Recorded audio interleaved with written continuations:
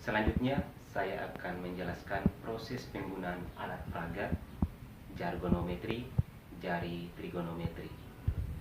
Langkah yang pertama, kita ibaratkan tangan kiri kita dilambangkan dengan sin, kemudian penampang dilambangkan dengan nilai trigonometri dan juga sin.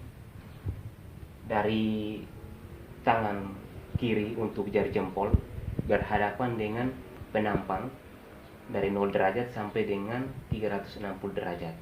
Kemudian jari telunjuk berhadapan dengan nilai trigonometri untuk penampang 30 derajat sampai dengan 330 derajat. Kemudian jari tengah berhadapan dengan nilai trigonometri dari 45 derajat sampai dengan 315 derajat. Kemudian jari manis berhadapan dengan penampang nilai trigonometri dari 60 derajat sampai dengan 300 derajat. Yang berikut jari kelingking berhadapan dengan penampang nilai trigonometri dari 90 derajat sampai dengan 270 derajat. Dengan keterangan bahwa untuk 0 derajat sampai dengan 90 derajat, kemudian 90 derajat sampai dengan 180 derajat bertanda positif, kemudian dari 210 derajat sampai dengan 270 derajat, kemudian kembali sampai dengan 360 derajat bertanda negatif. Contohnya, misalkan saya tentukan cari sin 225 derajat. Nah, sin 225 derajat ini berhadapan dengan jari tengah dengan nilai setengah akar 2, 225 derajat. Berarti bertanda negatif. Kemudian yang berikut, misalkan kita cari sin 120 derajat. Nah, sin 120 derajat ini berhadapan dengan jari manis dengan nilai setengah akar 3 bertanda positif. Oke, yang berikut kita masuk pada cos. Nah, di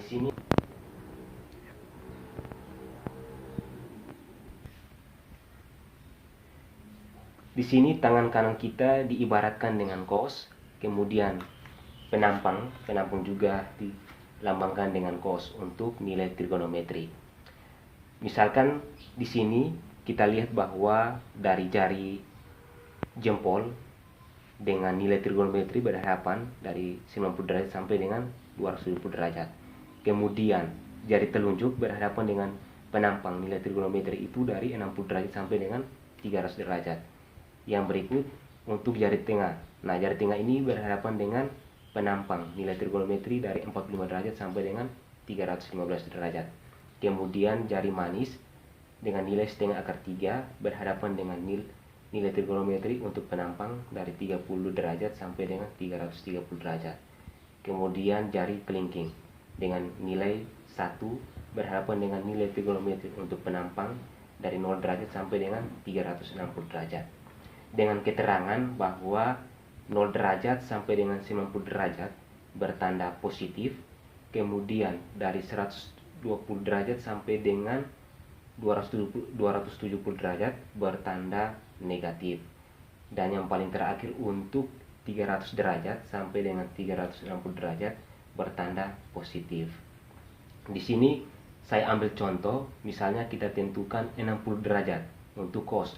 Nah, cos 60 derajat sama dengan setengah karena berhadapan dengan jari telunjuk untuk penampang nilai trigonometri.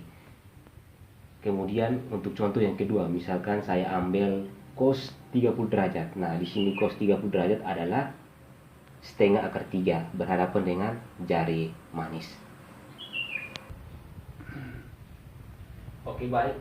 Untuk yang berikut kita mencari nilai tan theta. Nah, di sini perlu kita ketahui rumus dari tan theta. Di sini sin theta per cos theta.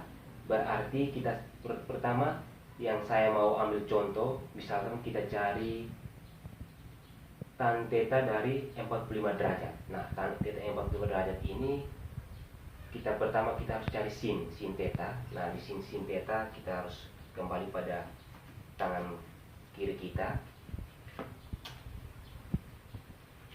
Nah, di sini untuk tan theta dari sin theta dengan nilai trigonometri 45 derajat, nilainya adalah setengah akar 2. Kemudian cos theta. Cos theta dari 45 derajat itu sama dengan setengah akar 2. Berarti tan theta dari 45 derajat sama dengan setengah akar 2 dibagi dengan setengah akar 2 sama dengan 1. Oke, yang berikut di sini kita cari sekant theta. Nah, perlu kita ketahui rumus sekant theta sama dengan 1 per cos theta.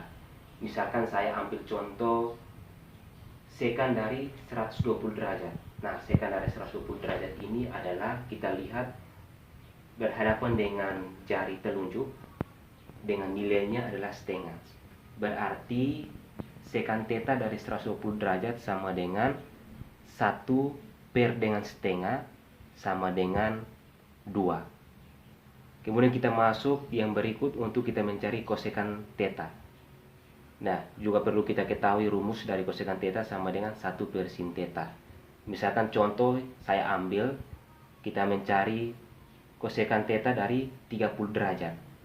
Nah, kosekant theta 30 derajat kita kembali pada penampang untuk sin. Di sini kosekant theta dari 30 derajat karena di sini rumusnya adalah 1 per sin theta. Berarti sin 30 derajat itu berhadapan dengan jari telunjuk dengan nilainya adalah setengah.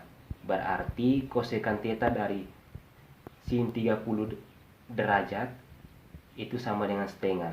Maka kosekant theta sama dengan 1 per setengah itu sama dengan 2. Kemudian yang berikut kita masuk pada kotangent theta. Nah, untuk kita mencari nilai kotangent theta juga perlu kita ketahui rumus kotangent theta. Itu sama dengan cos theta per sin theta.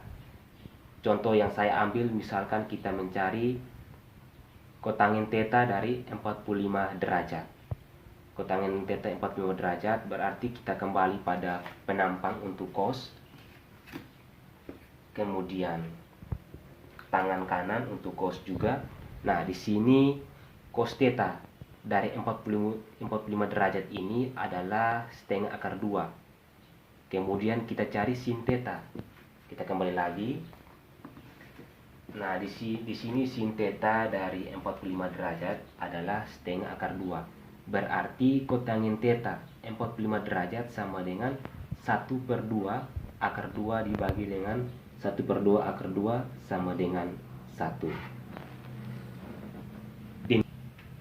Demikian penjelasan dari saya tentang penggunaan alat peraga jargonometri. Sekian dan